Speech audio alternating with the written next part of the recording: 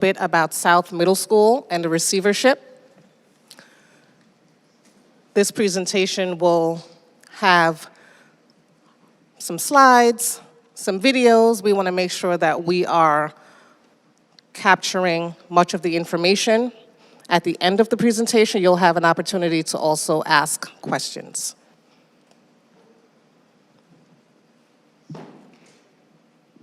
I don't think I introduced myself. I'm the superintendent, Dr. Manning Campbell. Thank you so much for being here. I guess I'm not on. I'm on. Onyx Peterson, Deputy Superintendent of Newburgh Schools.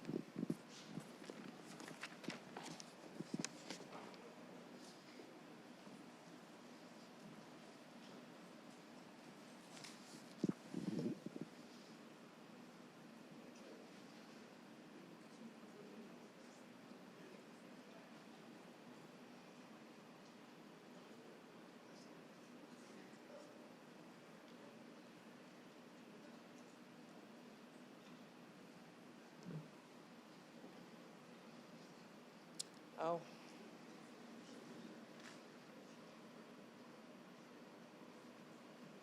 They put it in the PDF and it lost the link.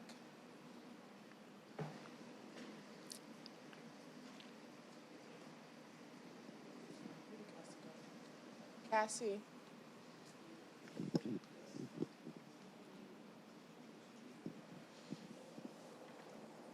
So while we are trying to find the link, I will be presenting, as well as Ms. Peterson and Mr. Phoenix, the principal.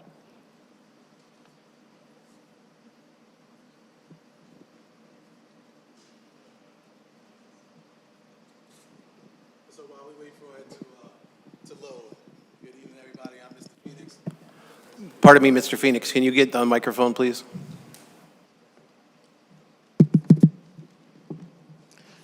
While we wait for the video to load, I will introduce myself. I'm Mr. Phoenix for any families that I didn't meet.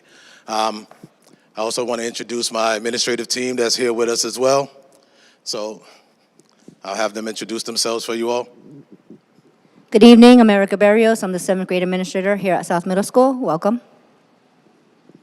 Good evening, Takesha Reed, middle school administrator, grades 6 through 8. Good evening and welcome. My name is Janice Dean. I'm the 8th grade administrator.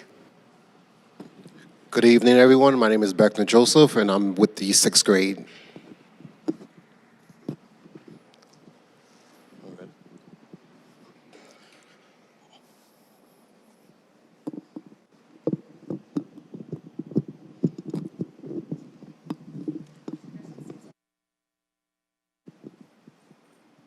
Yes, there's two here in the front, some up there. Journey of a place called South Middle School. This isn't a story built on opinions or anecdotes.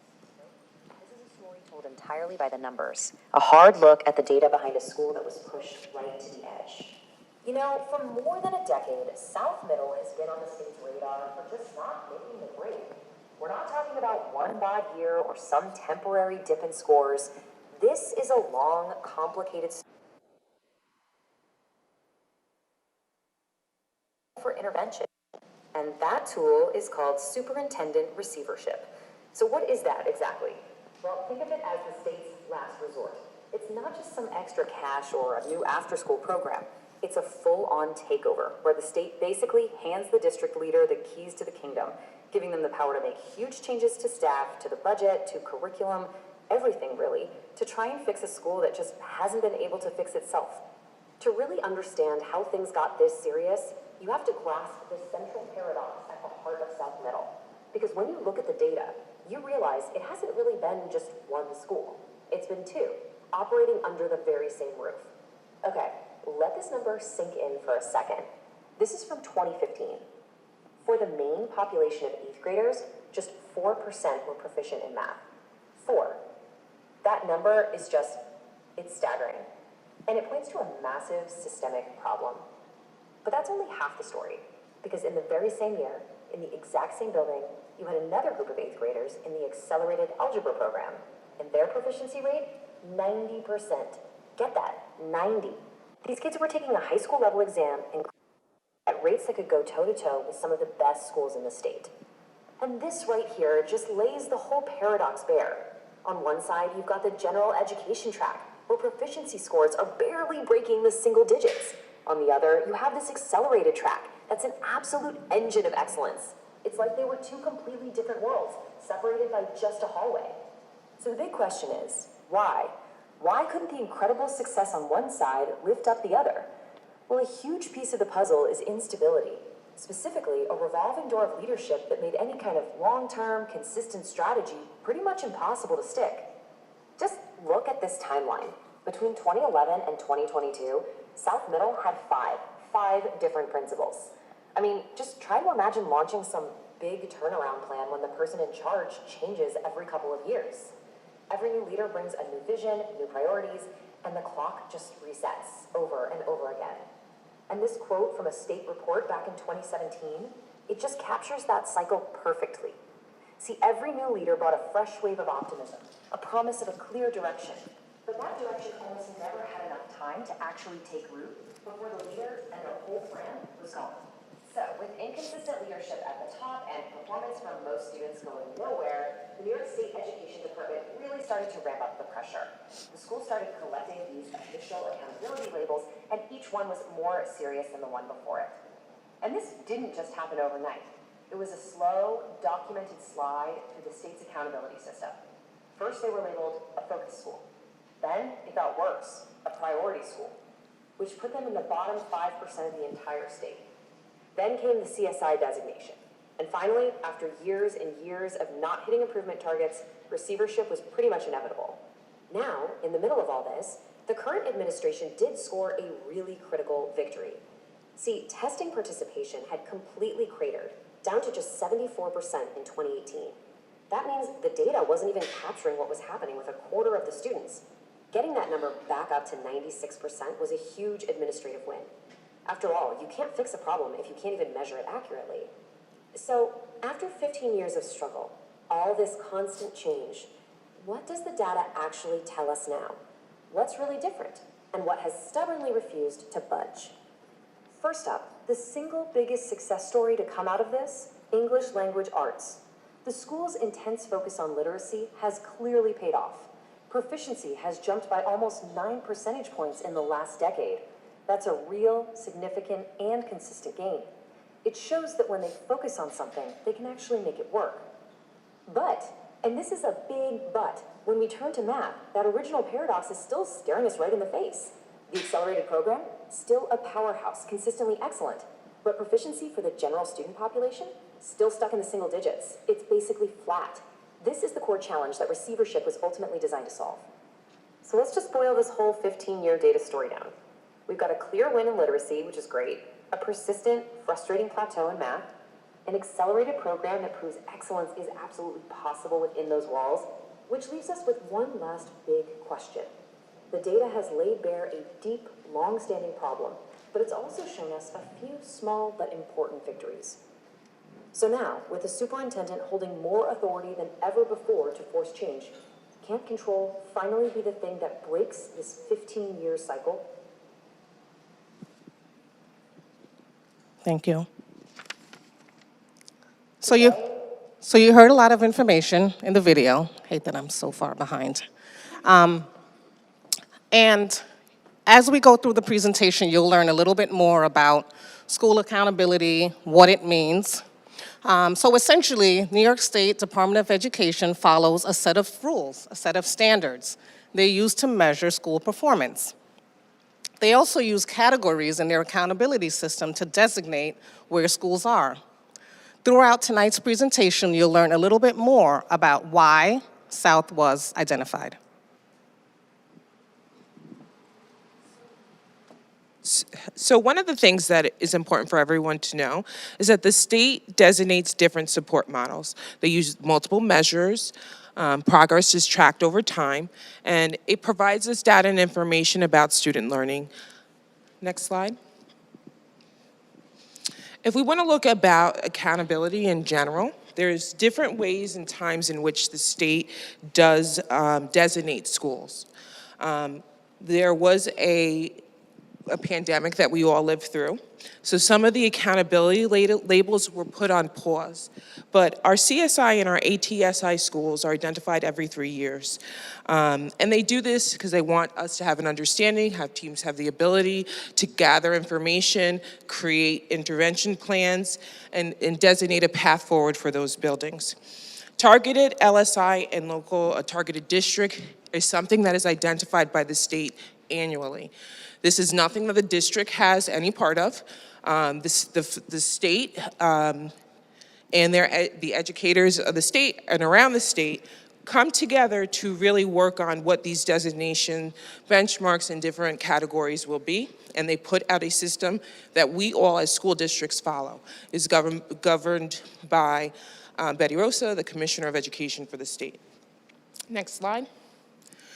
So as a part of the accountability system, it's kind of like a triangle. We have locally supported schools, and it kind of goes through the pyramid all the way up to CSI receivership.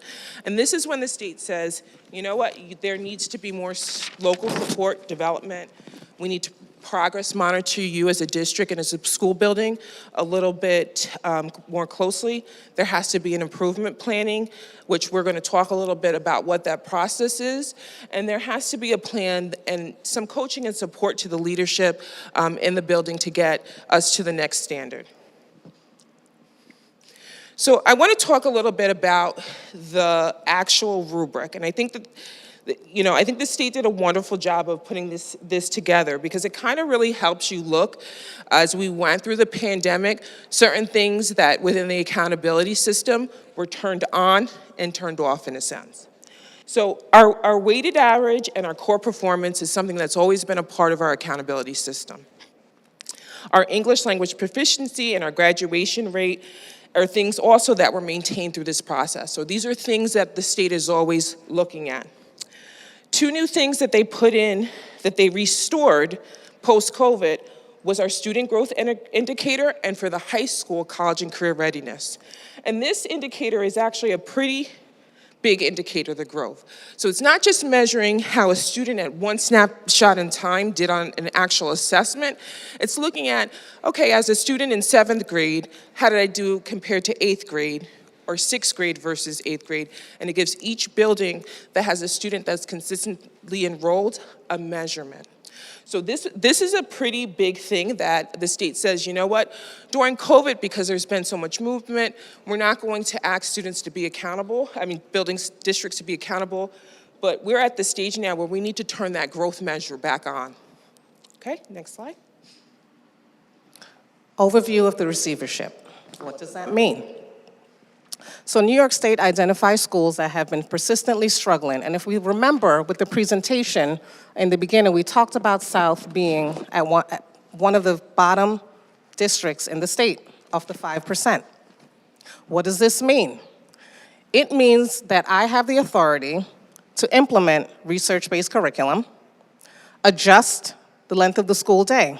For example, if we wanted to have an extended school year, an extended school day, the state gives me the authority to do that.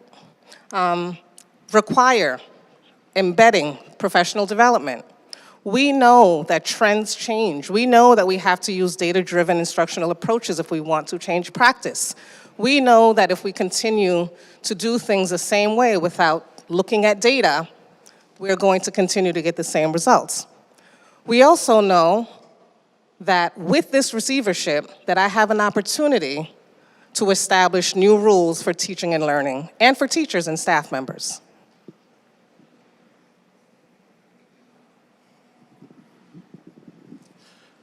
So where is South now, and what is the makeup of South this school year?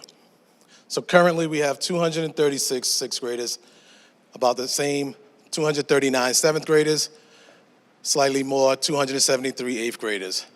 And we have 4 students who are ultimately assessed, 1 that's in the elementary, 3 that's in the secondary. We have a total makeup of about 650 students. Out of that, 19% of our population are exceptional learners. Those are students who have IEP, individual educational plans. We also have close to 19% of our population are English language learners. That's what makes up our population of students this year. So, indicators to inform our status. South Middle School is rated based on our weighted average achievement, our core subject performances, growth, our English language proficiency, and our attendance index. Those all make up our indicators to develop our status. We have a weighted average, core performance, English language proficiency, new growth, and attendance. And this just gives more detail as to what those categories mean.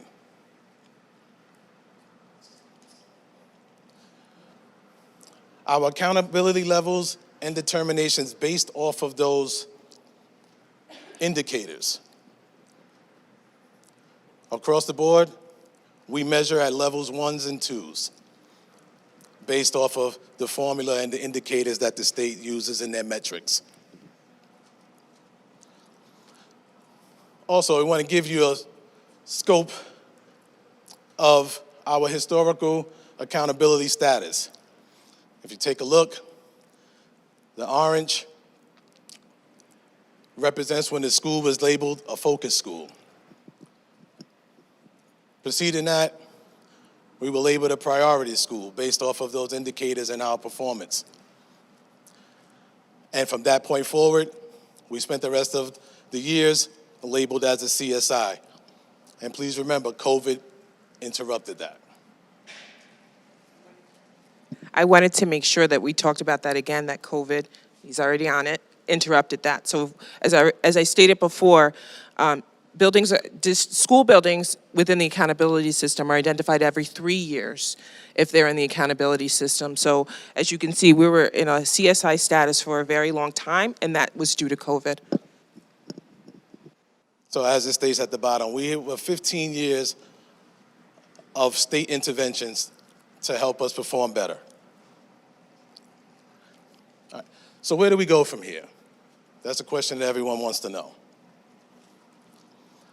So the current timeline going forward, we have 4 things that we need to achieve.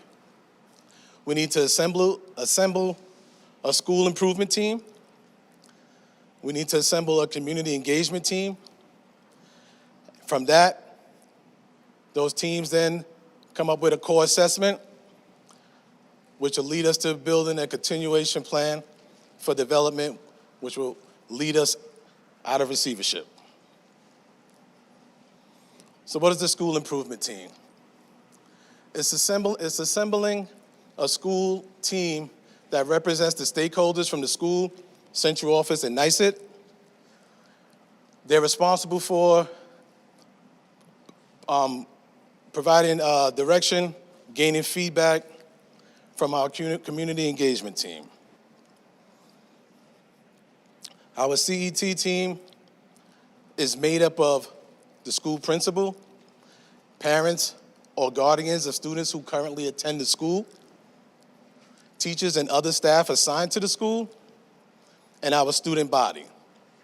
In the right-hand corner, we have a QR code for any members that are interested in being part of this team. Please scan the code. We'll make it available again at the end of the presentation for all of those that are interested. Our core assessments. This is built around several mandating data gathering points. It's a system of structure and self-assessment. It involves stakeholder surveys. It involves assessment reports that are analyzed through NECSD and student interviews. That makes up our core assessment. Our continuation plan. And this serves as a data-driven blueprint to improve our school performance, to move us in the right direction, with focus on structuring and establishing systems that are going to be sustainable. 4 lead strategies that we must align with NECSD's core dimensions, our instructional core. We need to tighten up our Tier 1 instruction, attendance and culture, improving student belonging and connectiveness. Partnerships. We need to increase the impact of our family and our community engagement. Our DI, our demonstrative improvement indicators. These plans must outline how these strategies are going to meet the specific performance targets. In the progress monitoring piece, each of these strategies have a defined goal that we monitor throughout the year and quarterly. And that purpose of that is to make sure that we're on the right path. And if we're not, then we must make the adjustments based off of the data.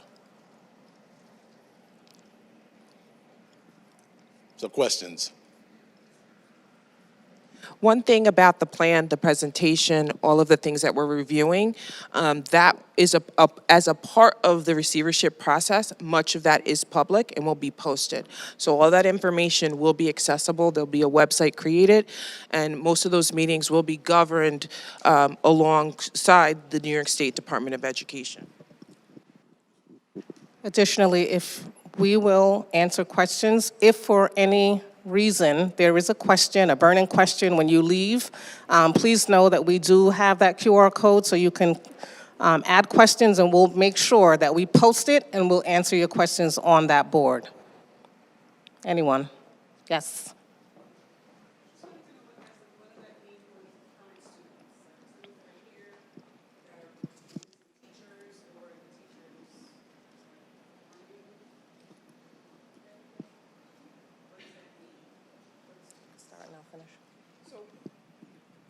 One of the things that we've really been, okay, so the question she asked is, what does this mean for current students?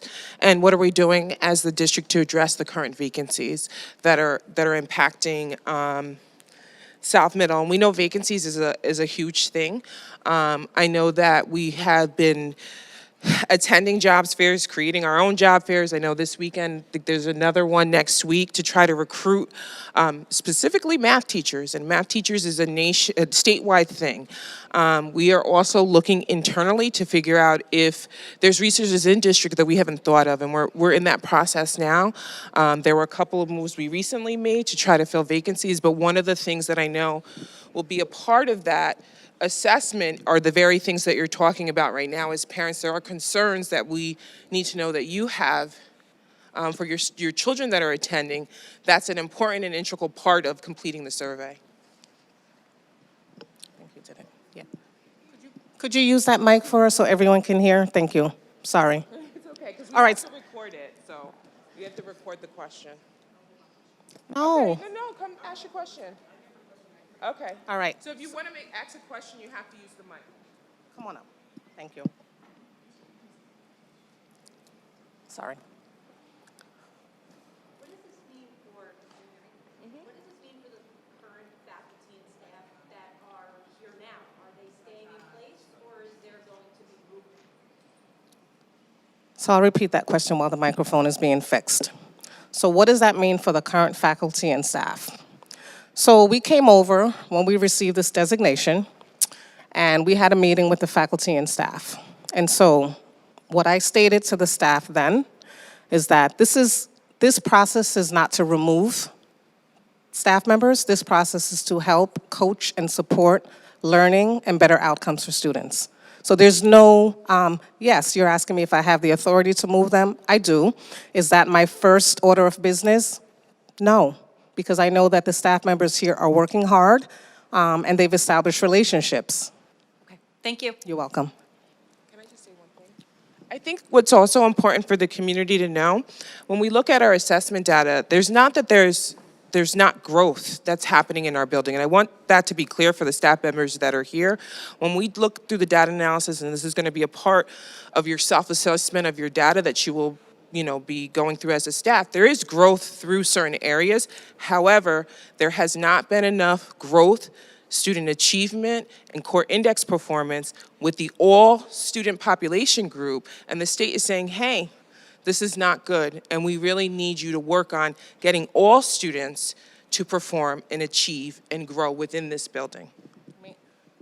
You know, we tell this story a lot, to your point, and to what Ms. Peterson is saying. Many of our valedictorians come out of South Middle School. So we know that great things are happening here. And if you think about the video, it talks about the two schools, the paradox. So really just ensuring that the instruction is deeply rooted. We'll take a look at some things, refine, embed some professional development, embed them in data, look at differentiating instruction. What does that mean? Different instruction, flexible grouping, so that students get what they need and we don't do a one-size-fits-all approach. Hello. So I have two questions. Jeez. Okay, one being for the students now currently that are here, this is going to be a big change for them, obviously. So how are we going to make sure the students are acclimated and are not all these new rules, especially the schedule potentially changing, things of that nature?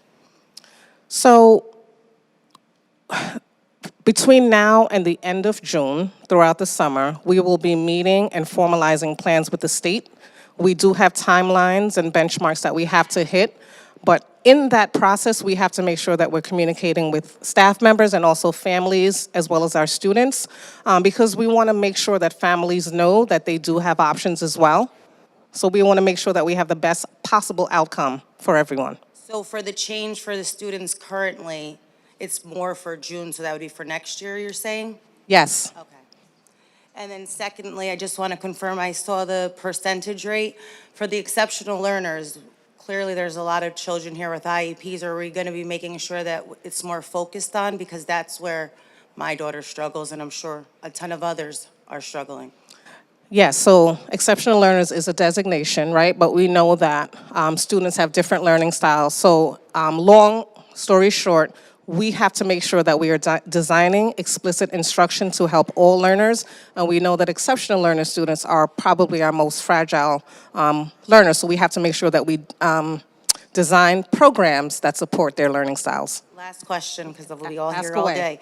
And this is going to be effective immediately, especially for the exceptional learners. We're not going to wait until June for plans like that, correct? We have to plan with the state. For example, yesterday we were all on about a 3-hour meeting with the state with some partner districts. And so we have to go through this process. It begins now. It's a coaching model. They coach us through. They give us the information that we need, and they support the plans that we put in place, and those plans will be put in place for the next school year. Now, some of the things that I'm thinking about, we're thinking about, is doing some deeper learning, maybe some summer institutes for students to help them moving forward, and really designated and designed for the students at South Middle School. Got it.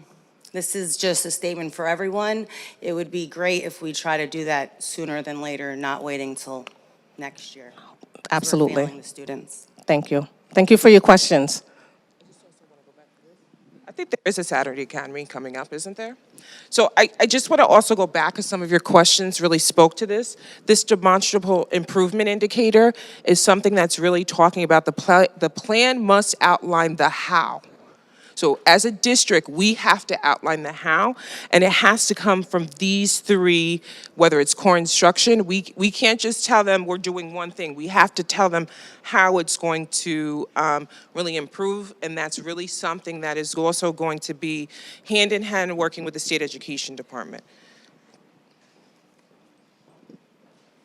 Thank you. Regarding students currently enrolled, shortage of math teachers, what is currently planned to help make sure that current seventh graders per se, I have a seventh grader who doesn't have consistent math instruction or hasn't had consistent math instruction. The structure of programs here have changed since she first entered the school in sixth grade. She's always been an accelerated learner, and she hasn't necessarily been supported in that here because of all the changes that keep happening, and further changes are coming. So her education has been interrupted. So you're saying that the state has a shortage of math teachers and everyone is aware of that.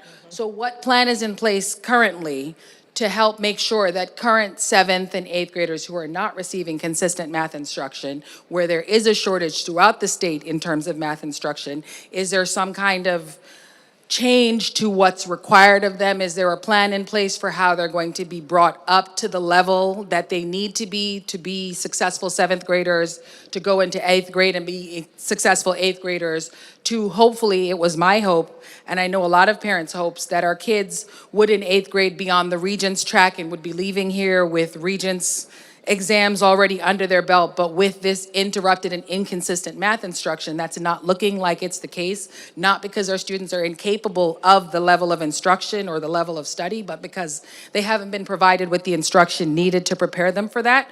So what do you guys have in place, or what plan does the state have in place to make up for those deficiencies, to make sure that these kids are back on track for what was planned for their futures, and that they're capable of academically and intellectually, but have not been able to achieve because the state and Newburgh and large city school district, the school building, has not been able to provide them with the instruction that they deserve?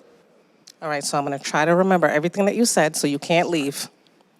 So if I miss or don't answer something completely, I want you to just redirect me. So I'll take a stab at it. Okay.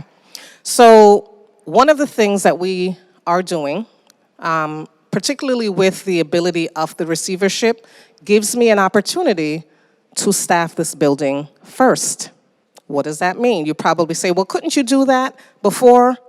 No, because people have options. So what the receivership does is it gives me the ability as a superintendent to really involuntary transfer staff members, to make sure that South is staffed first.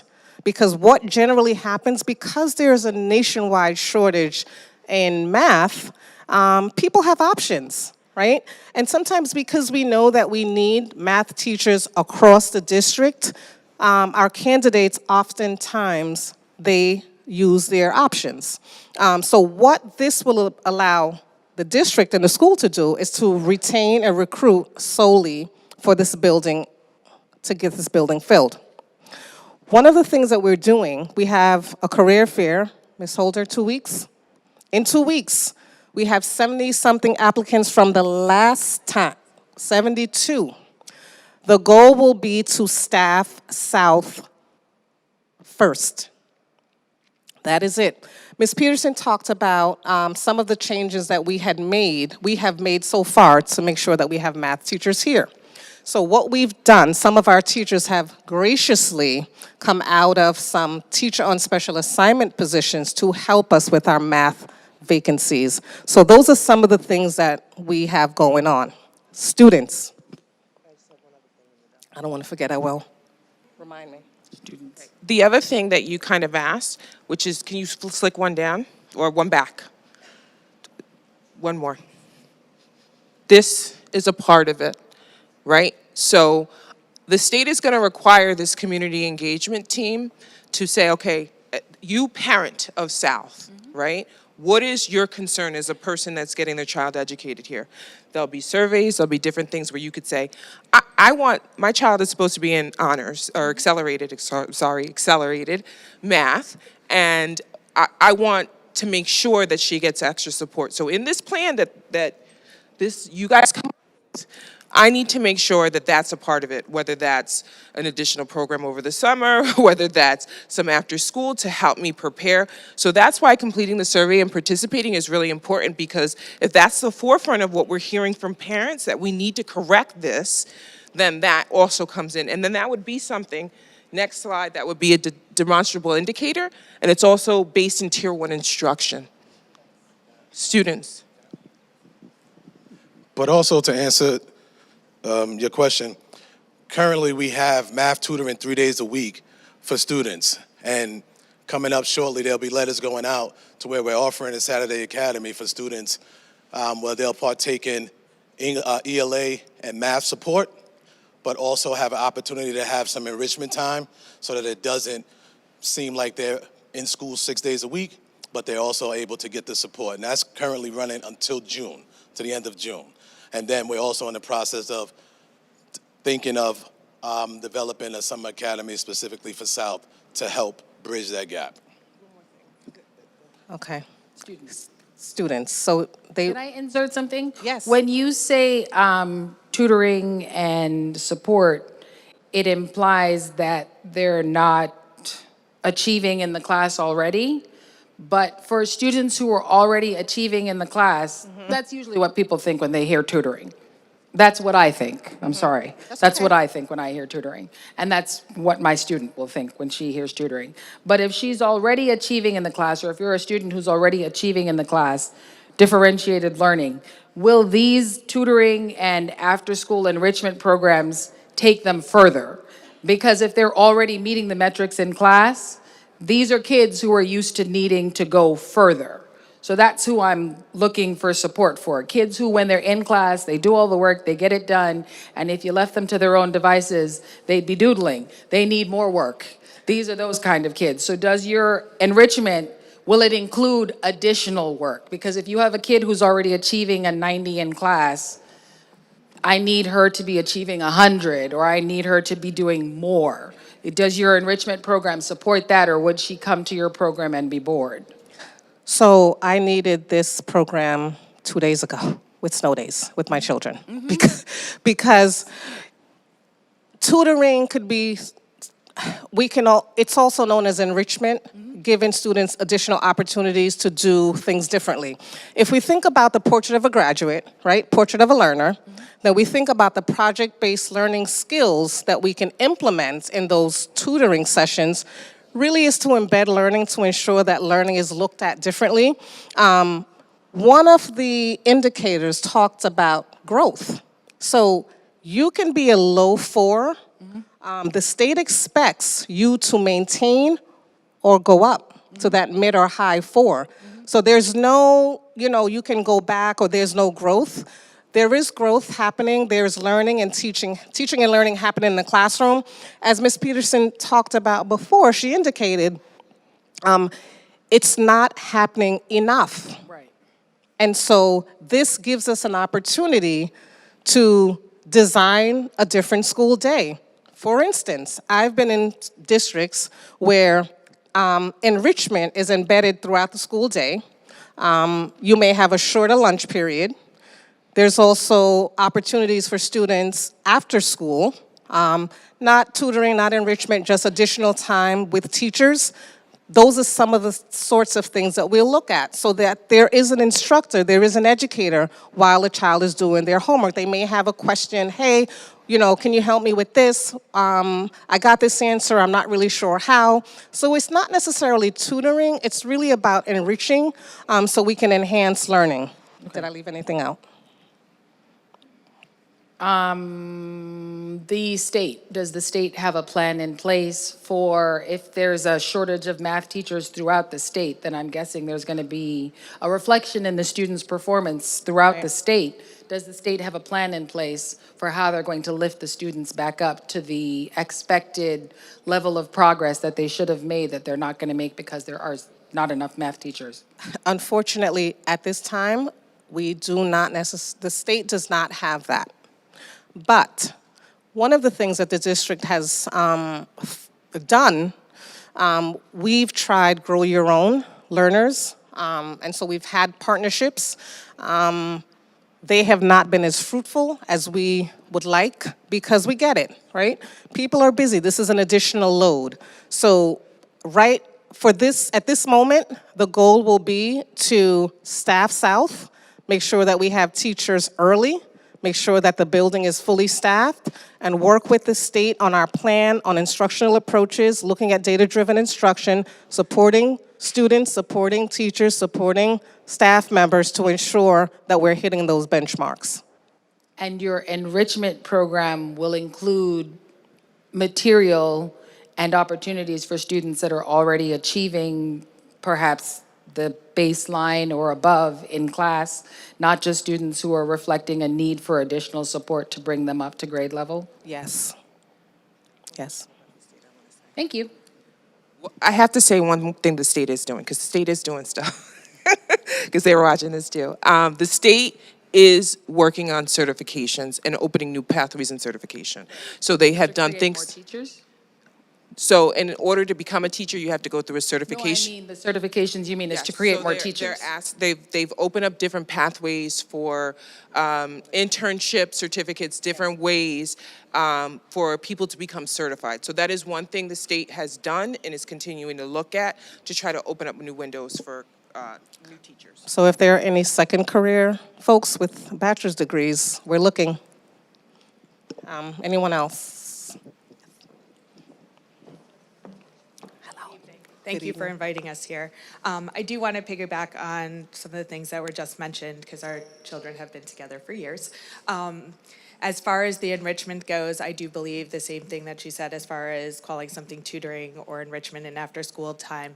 However, something that could possibly help in that instance would be in an elementary school. My son was on the math team.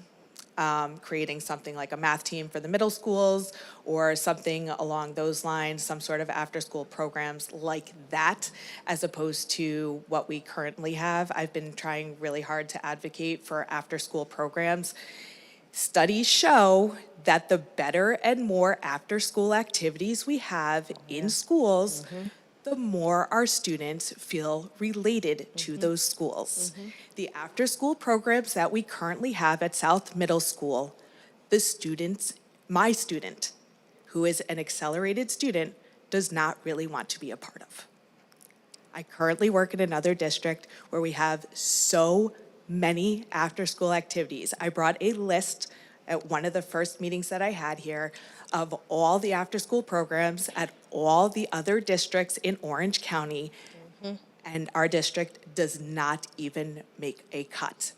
And I think that's one reason or one area that we really need to focus on to get our students to feel that they belong in this district, is looking at our after-school programs. It's a huge benefit. I agree. So that's one thing. I agree. Secondly, a school that is identified usually has to fill out an ESSA plan each year. So with everything that has been filled out in the past years related to your ESSA plans and things that have been outlined, and I apologize if you don't know what an ESSA plan is, but I'm looking to find out, based on all of the things that you have already done, what are the new things that you are planning to implement, and what are the things that are different that you are now going to be bringing forth that are things that are going to change for the school? That's a great question. So part of the receivership process, we go through a needs assessment. So I can tell you that we'll be looking at all the data. We will conduct walkthroughs for snapshots to collect new data because obviously some of the things that we have been doing in some instances have not been working. So this gives us an opportunity with fresh eyes to start from scratch. We have to work collectively with our families, with our staff members and students and the state and really put together a plan that reflects some of the learning gaps that are occurring in the building. So it's not going to be more of the same. It's essentially, hey, let's try these new things. Can you tell us some of the things that you've seen in the last year that have been working? Professional learning communities. What does that mean? That means that educators are together in a learning environment, speaking about data-driven instructional practices. One of the things that I've seen the principal and the staff do here, they conduct walkthroughs, and they discuss walkthroughs in terms of some of the things that they've seen, some of the areas of improvement, some of the other things that I've seen. We know that there has been a push to have creating a climate and culture here. So those are some of the things that I see working. Okay, thank you. You're welcome.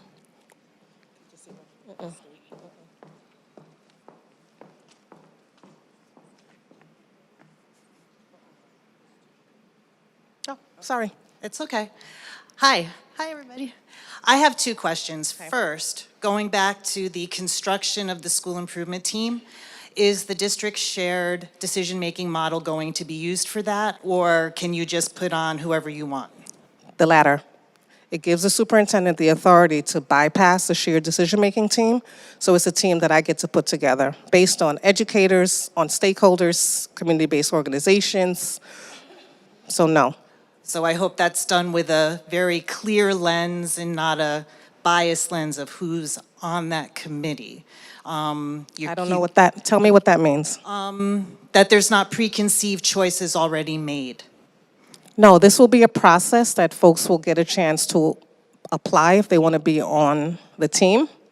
And we will use a lens that we use for everyone. So we haven't designed a tool. We'll probably take a look at what the state recommends. Okay. And second, since I've retired, I still look at board agendas.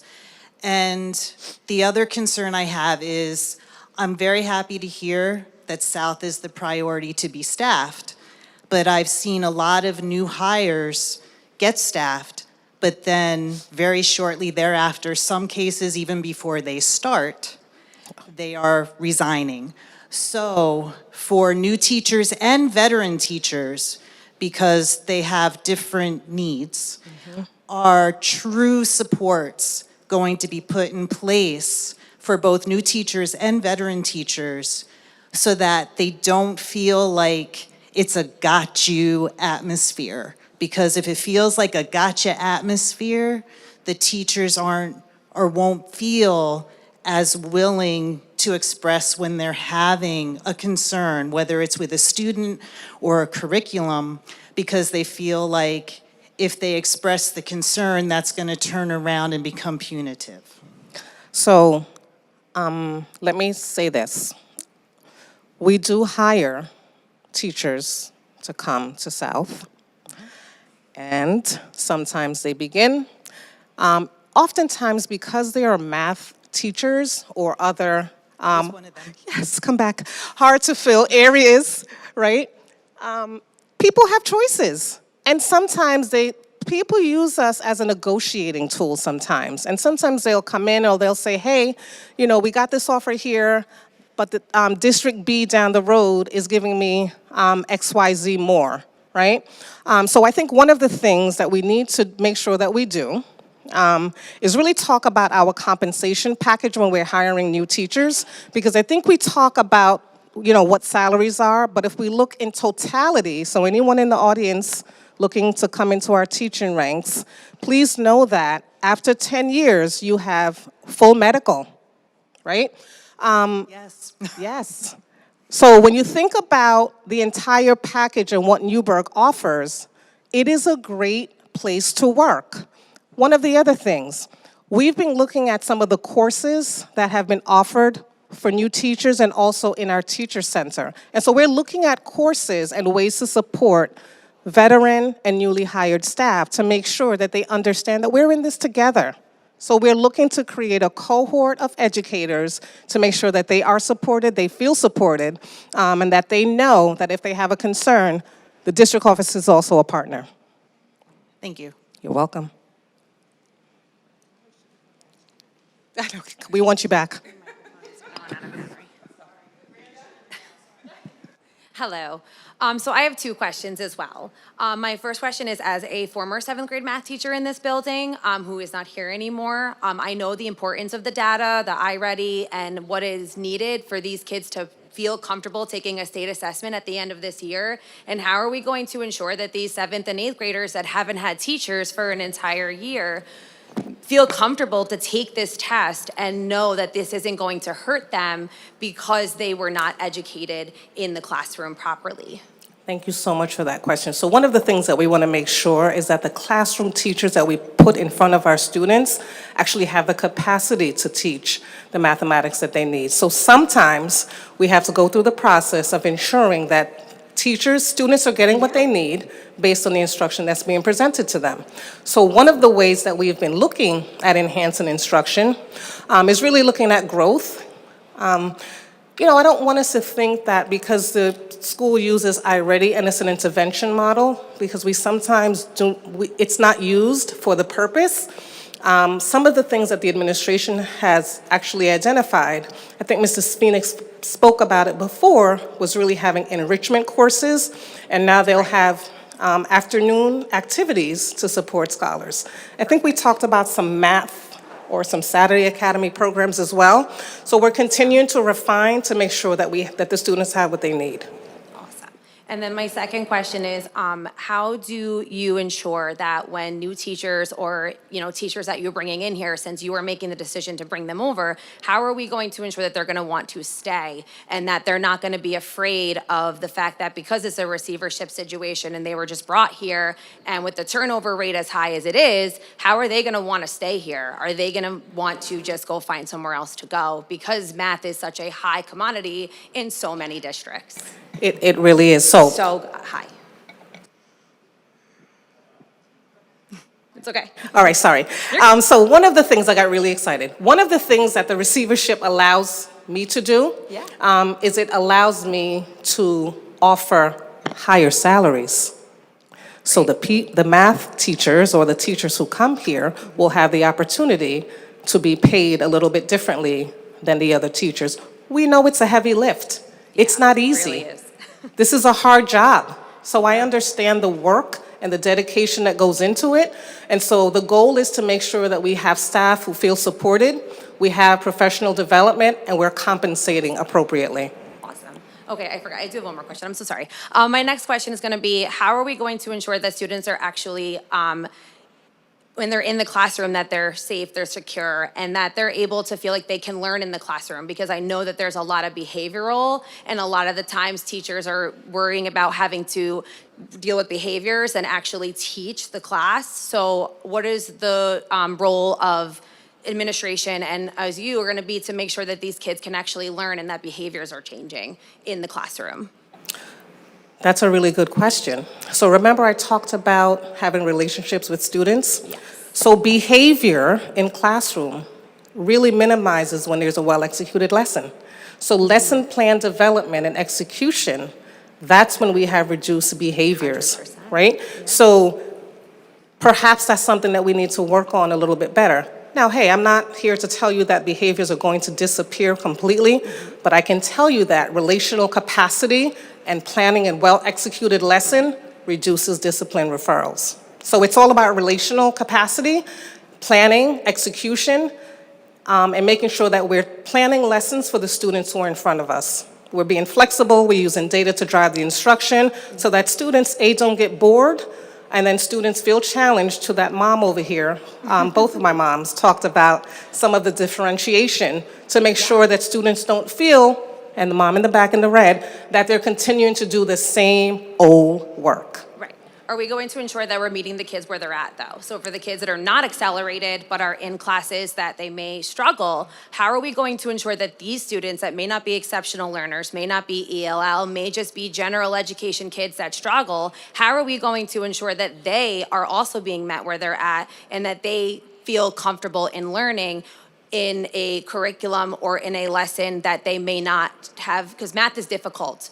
It's so hard if they have been 4 or 5 years out of math and now we're asking them to come in and try to figure this out. It's very hard for them. So how do we do that? How do we make sure that, like, how do you guys help the teaching staff ensure that these kids are getting met where they are at, but that they are able to feel comfortable in staying in the classroom and learning? Because yes, we have a lot of exceptional learners. I taught them last year. They were fantastic and they are brilliant. But we do also have other kids that don't have that. And that's a lot of the time where the behaviors come from, is because they can't do the work and they feel like they want out. So what's the best way to get them out is to just, act out. So how do we help those students? So I'll go back to it. A well-executed lesson plans for disruption. So once you get to, once you have a relationship with your students, then you know what their needs are. And so being an exceptional learner teacher, you have the flexibility of a smaller classroom. So that gives you, an exceptional learner teacher, more of the ability to connect with those students, because we know that learning styles could be so vast. And so what we want to make sure that we're supporting learners and that students know that we're there for their best interests. So I think that's the biggest part of this is relational capacity, because if I know, you have to teach to the heart before you teach to the mind, right? You're a teacher, you know that, Oh, yeah. I have right? a lot of kids that hang out in my room. I love it. Yes, so It's amazing. so that speaks to relationship, because students will. It's middle school, they act nice, big, and tough, but they're kids at heart, even in our high school program. So we want to make sure that they feel nurtured and respected and supported, but also understanding that there are barriers and there are expectations to learning. Awesome. Thank you very much. You're very welcome. Those are good questions.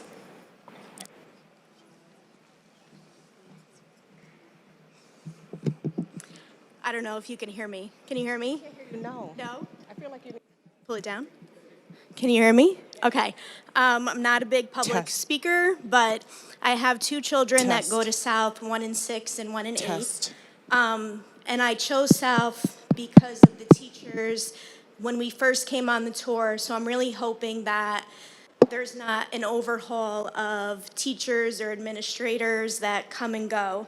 I also wanted to know for my 8th grader that's getting ready to go to high school, will they be flagged as a student coming from South that was underneath this umbrella of a school that is struggling? Let me start with the last question. Those are good questions. So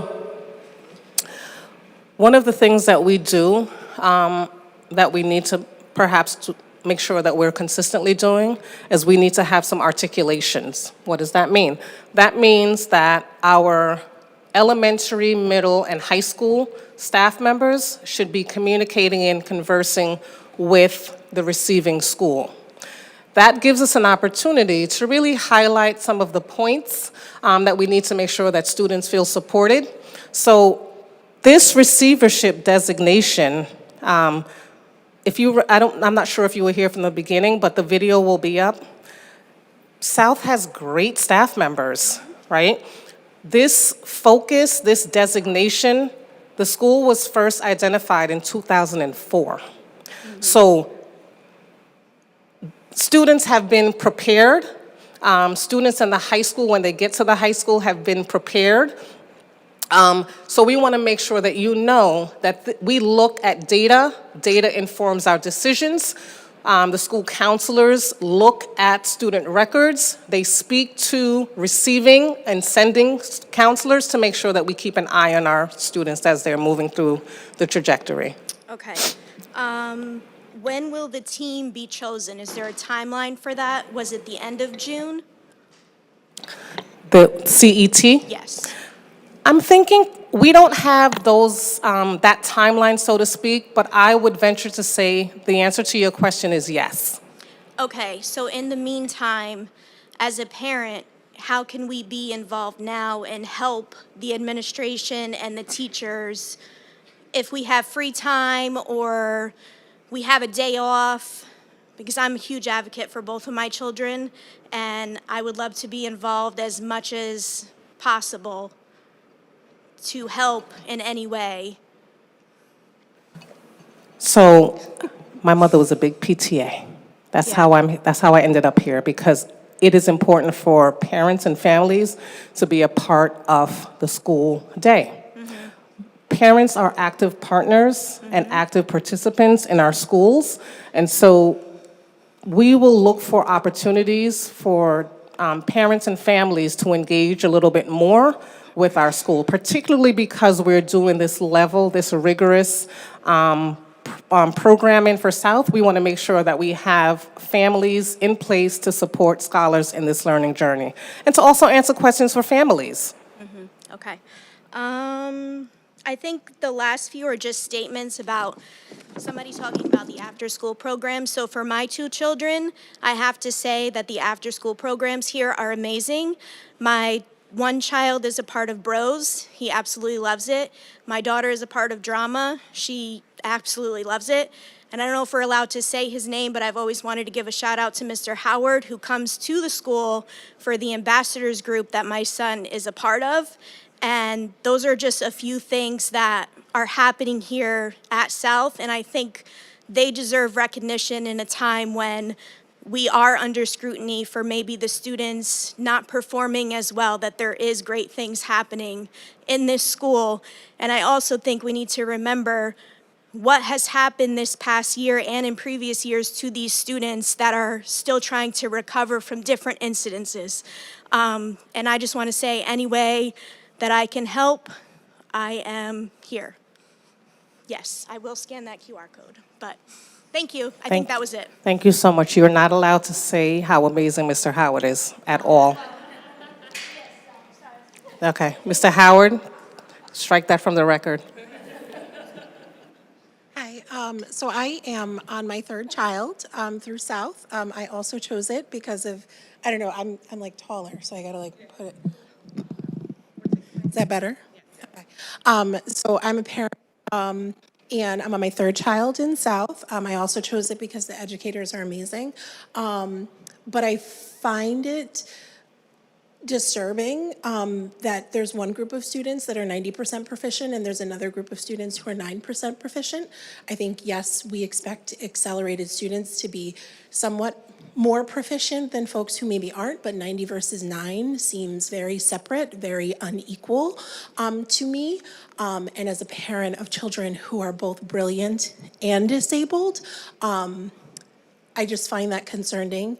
And I've heard us speak to particular groups of students, but I'm wondering like what the plan may look like to bridge that so that there aren't two separate and seemingly unequal schools in one school.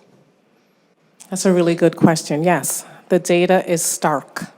So this gives us the opportunity to bridge that gap. This gives us the opportunity to really look at data, design, instruction that meets the needs of all learners, not necessarily only for the 4%. I think that other mom in the back who did not want to come up and speak in the red shirt, it really talks about making sure that everyone gets what they need. And I think the slide is equity and equality. I don't have that slide, but really making sure that even the level 3s, the level 4s get what they need, because at the end of the day, we have to make sure that we are individualizing learning. And individualizing learning does not necessarily have to be an exceptional learner piece. It should also go for our gen ed students. If we really want to do this thing amazing, then we really need to look at our learning profiles for every single student to make sure that we're looking at strengths and needs to make sure that we're supporting learners. So we don't have the 90 and the 4 that we had in the video in 2011. So we're moving, we're looking at different ways to make sure that we continue to grow collectively as a group, as one unit, so we don't have two schools. Okay, thank you. You're welcome.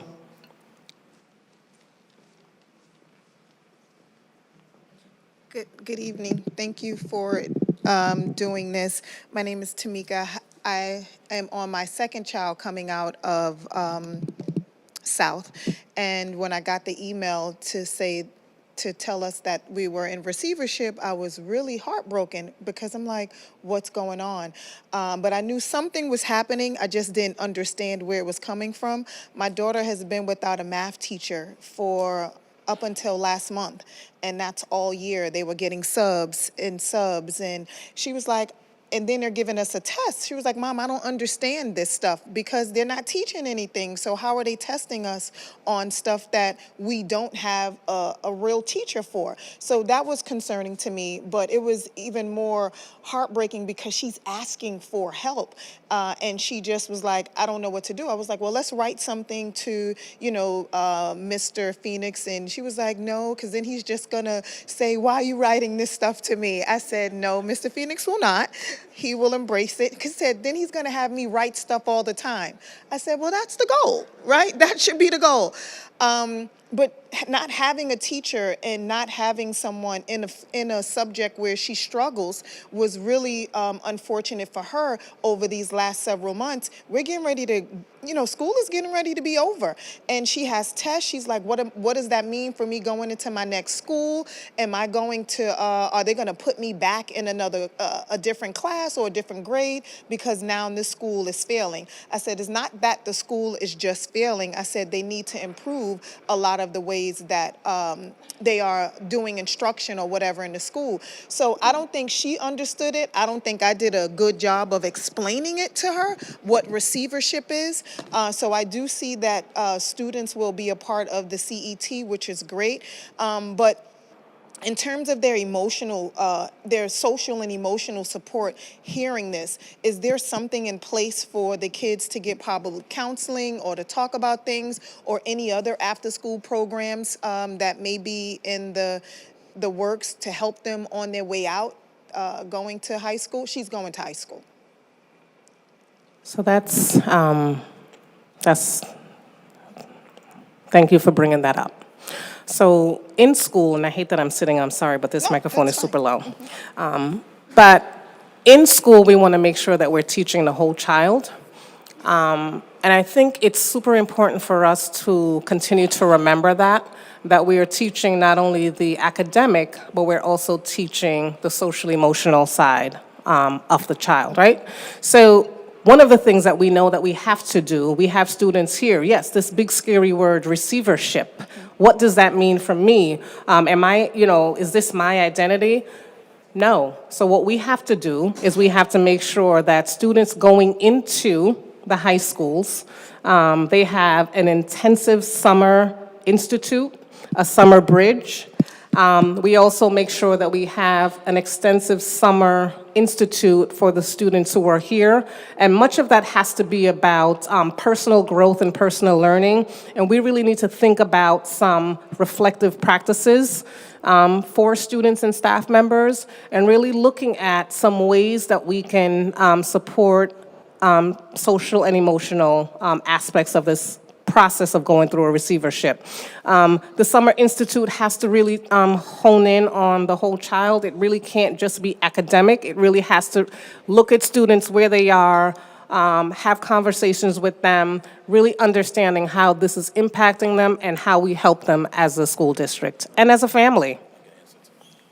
Okay. And Ms. Stewart, that's a great question.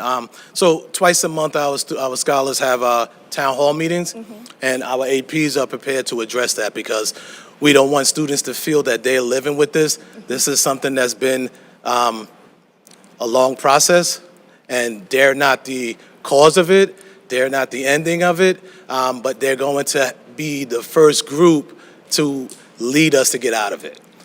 So that's what's going to happen, and we're going to be discussing that with them in our town hall meeting. So we're prepared for that, because we know naturally that that's probably what they're going to be feeling, but we're going to be having ongoing communication with them about that. So we'll be taking care of that. Excellent, thank you. And I just wanted to add that my experience here with South, again, my son left here and he went to West, and my daughter wanted to come here, and she's here, and she's had a great experience. She's got her hiccups, and she's going through her bumps and bruises like any other teenager, but she's had a good experience, and that is thanks to Mr. Phoenix, and also Mr. Joseph. He's acting shy. Mr. Joseph, but they were very, helpful in making sure it was about the whole child, and it wasn't just about academics, and some kids need that.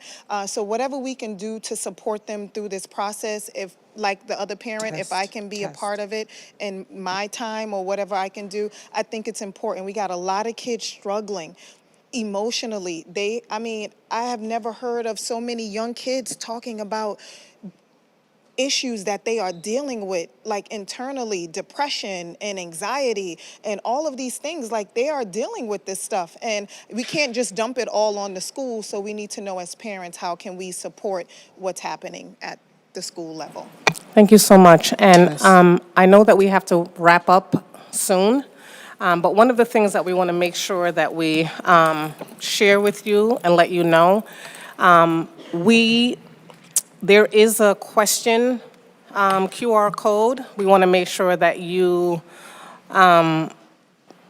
please feel free to any additional questions, sign up for the CET team, Sign up for the school improvement team. We want your voices. We do not want to do this work alone. We cannot do this work alone.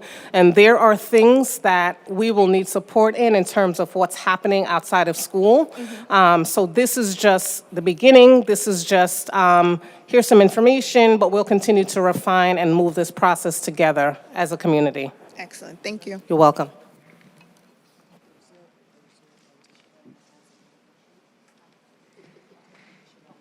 Test. Okay, go ahead. Thank you. All right, just a couple more questions. Sorry, I keep coming back up. They keep coming. There'll be more on there too. So clarification, I heard Mr. Phoenix say that there's tutoring here 3 times a week. Is that correct? So like, I'm a mom that I'm sure every administration up there knows who I am, and I've never heard of tutoring for math to help my child. So I didn't even know that. So not blaming anyone, but I just feel there's a lot of lack of communication here. I don't know where it comes, but I just feel like we should try to push that more. So a lot of that information is sent out through our family letter that goes out monthly. It's posted to the website, but also the programs are posted on the website. That's how the parents and the families sign up for it. So it's located there.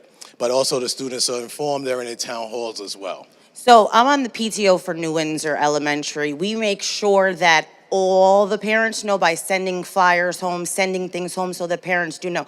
Fortunately, I work, I have a life, I can't go on a district looking for things, not saying that we should expect you to do everything, but if we can just put it out there on paper so that you can say, well, we sent it home. You And we didn't also read it, sent- that's not our fault.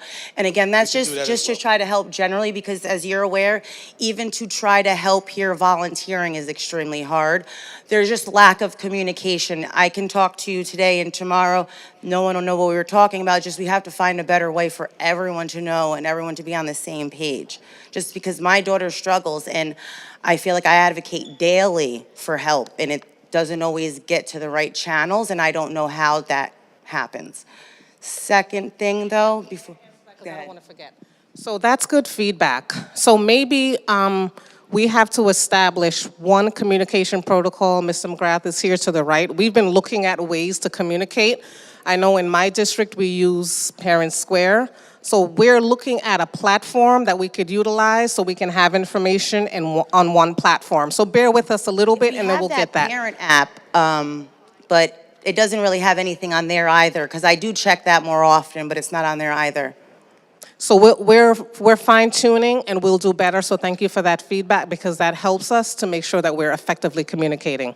Okay, and I don't want to always be negative, Nancy. I know I've asked a lot of questions. I do want to thank Erica, assistant principal. Yes. She's phenomenal. I talk to her often. We agree. She's learned the children. She's learned my daughter specifically, and I do want to say thank you for that. Thank you. Thank you very much for your questions. No. Hello. Hello. My name is Kenya. I have a 6th grader. He has just started this journey. He's doing amazingly well. He's a former exceptional learner that transitioned into general education. He's doing well, and I want to make sure he continues to do well. He is in the Bros program. He is in the play that's coming up, The Lion King. So he is doing wonderful things. I stay on top of it. I go on Parent Portal, I go on Remind, I go on ClassLink. I look at everything because I feel like that's the only way that I am able to stay informed. I feel like the communication between teachers and parents could be improved. I feel like it's a second job for me to get the information that I need to support my child. When's the upcoming test? What are you doing? What are you studying? I have to kind of make sure that I go through his book bag. I pull out the papers. I believe that education is a 3-legged stool. It's the parent, it's the child, and it's the school. And only when everyone does their part can we all succeed. When I heard 15 years of being in the same situation, I can't believe it. It's insane. And I know all the things that people say we've done. Clearly, nothing has worked. And so I'm at a point now where my son is doing well, but in the next 2 years, I need him to continue to do well. So I have to make sure that I am involved. I have already signed up to be on this engagement committee. I have ideas. I personally believe that a program during the summer should not be voluntary, right? I come from old school. You didn't do well, you went to summer school, right? And that's how you got up to speed. So when you did go back into school in September, you were where you needed to be. When you give parents the choice, that's when you continue to have 9% versus 90%. That's where you get the disparity, because parents say, you know what, you don't need to go. But the truth is, the child does need to go, because at the end of the day, it brings down the whole average for everyone, and it doesn't do the child any good. So I really feel like certain things need to be mandatory. I'm actually a strong supporter of homework. I know a lot of people would say no. I'm old school. Homework, thank you. Homework is how parents knew what was happening. It is how students were held accountable. It teaches responsibility, and it also ensures that you have mastered what you learned during the day. If you don't have that, how are parents supposed to know what's happening? What is the measure for learning? I look through class link, it says it's due. My son says, oh, but we're doing it in class. I have no choice but to believe him, and then it's not done the next day, so now I have to email a teacher and say, was it supposed to be done? When is it due? A due date is a due date. If it's due on this date, I try and teach my son the expectation is that it is due on that date. But I have teachers saying, no, it's not due on that date. There needs to be better communication so parents can help, right? I can't help if the stool on the other end is broken. So I'm just asking for everyone to do their part, because in 15 years, it cannot just be one entity. The system is broken. It is broken. And until we acknowledge how it is broken, the various ways in which it's broken, and no fault for anyone, but you have to acknowledge a broken system before you can fix it. Thank you. Thank you very much. I have one question. So why is there not a program like Bros for Girls? I agree with you. We need to have an MSK. We need to make sure that we also take care of our young ladies, right? Future leaders. We need to make sure that you all also have a leadership opportunity. So we will definitely make sure that we have that, particularly in this building. So you know what? The receivership gives me an opportunity to really design different things. So the state gives us a little bit of extra money, so I'll be able to kind of put some programs in to enhance and support young ladies as well. I agree. Okay. Good job.